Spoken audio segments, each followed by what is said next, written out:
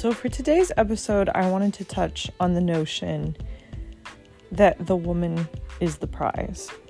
There is a huge movement, I'd say, in pro-women's content. And I mean, I'm as pro-women, support women as any woman.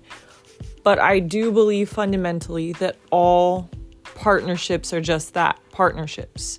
They are equal.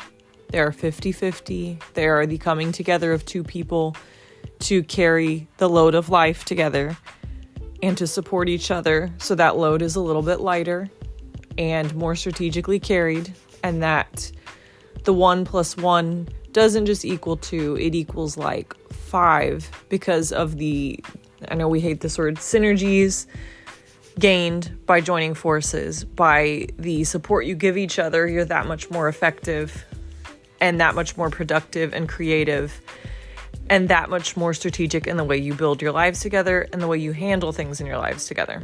However, there is this sort of war cry, rally cry, I'm not even sure, self-esteem infusion where women like to say, I'm the prize. Like that the man shouldn't be confused, he shouldn't be overvaluing himself, that in actuality the woman's the prize. And I see this in a lot of the high value women, femininity training sort of culture that's sprouted up on social media in the last, 5 to 10 years. And honestly, I don't believe the woman is the prize. I don't believe the man is the prize. From my understanding of the divine plan and my understanding of what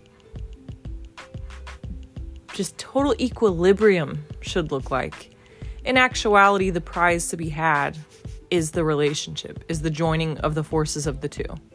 A healthy relationship that gives you inner peace and a happy, healthy home is the prize to be sought by both. Under no circumstance is the man the prize.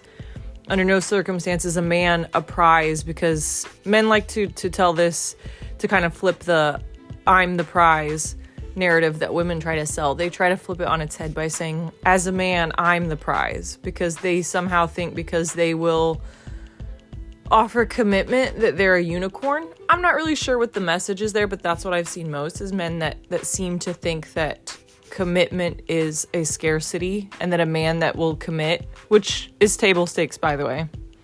Commitment is not anything special. I mean, it is special to have a commitment with the person you love. It feels special, but men shouldn't look at it like commitment is this unattainable Mount Everest that if you can climb it as a woman and finally get his commitment, that commitment holds any weight.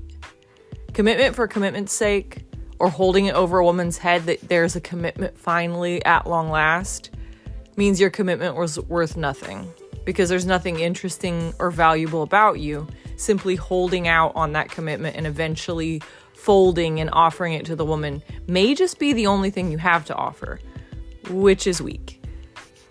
So I don't agree with the man being the prize to be had, because it's scarce for men to commit in this day and age, and men don't want to commit. So if a man does, that's some sort of prize to be had. I don't believe in that. That sounds like scarcity thinking. That sounds like Dante's Inferno. That sounds like we're in limbo already here on Earth. That sounds like trash. That sounds like garbage energy. I don't want it.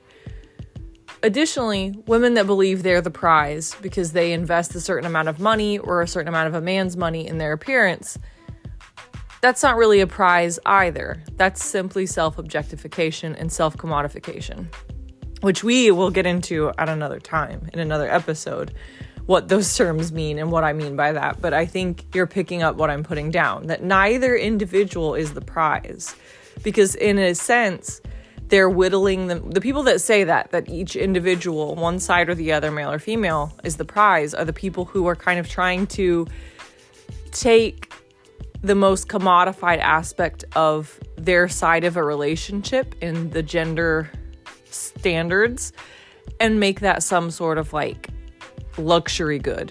Women commodifying their beauty, men commodifying stability and security in the form of commitment. This is bare minimum This is bare minimum. I'm sorry, but a man committing to a woman is not a prize. A woman looking good is not a prize. With the amount of women that spend hundreds and hundreds, maybe even thousands a month on hair, skin, nails, spa, you name it, eyelash extensions, etc., etc., etc. Women walking around with $50 mascara on, honestly, beauty, whether, and especially when artificial, is definitely not a prize, right? You can call it upkeep, you can call it maintenance, whatever you want to call it. It's artificial. Next question. This leads me to where I arrive at, that in actuality, the prize to be had is something so intangible and hard to describe, but if you've had it, you know it. That inner peace and tranquility that comes from having a partner that is your external balance, that helps your internal balance stay maintained. And what I mean by that is someone who's in their healthy divine masculine template so that you can stay just buoyed and happy in your divine feminine element with your inner masculine and your inner feminine in total homeostasis and balance. And when you find someone like that and you can share that dynamic together, notice I'm not saying that it's encapsulated in one partner or the other. It's something that happens when you come together as two healthy, whole individuals. When you come together in this union energy, this total sense of like, I support you, you support me, I see you truly, you see me, we understand each other, we can come together in our home and make it this place of peace and understanding. That inner peace is the greatest luxury good the world has ever known. In this generation, when everyone's so fixated on material items and consumerism and showcasing status and signaling status through the places that they go eat, through the hotels that they stay at, through what they purchase, what they wear, what their taste level is, what's a thing that's beneath them. There's a lot of signaling of being too good for this and too this for that, and I could never this. At the end of the day, the greatest luxury is inner peace. If you don't have inner peace, I don't care if you have a Lamborghini. If you don't have inner peace, I'm not really interested, nor do I care about what your investment portfolio looks like, what your retirement fund looks like, what your assets look like, what your balance sheet looks like. If you don't have inner peace, you can't really say you're wealthy. If you don't have inner peace, you can't really say you live a luxury life. Inner peace and calm is what matters. So at the end of the day, my final stance is that neither male nor female, neither man nor woman, neither partner as an individual is a trophy. That is self-objectification and self-commodification. Honestly, the only trophy in this equation whatsoever is the healthy, healed, balanced relationship that results in inner peace and understanding. That's the trophy to be had.